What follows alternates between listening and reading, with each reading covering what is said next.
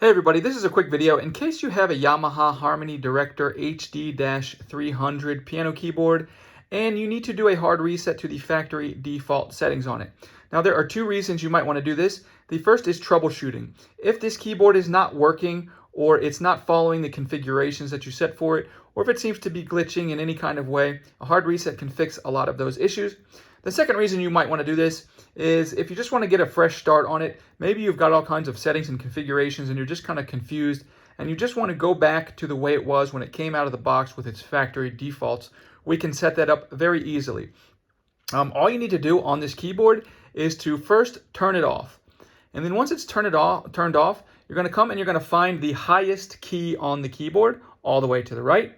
And pressing and holding that highest key, you're just going to, from there, you will turn it on.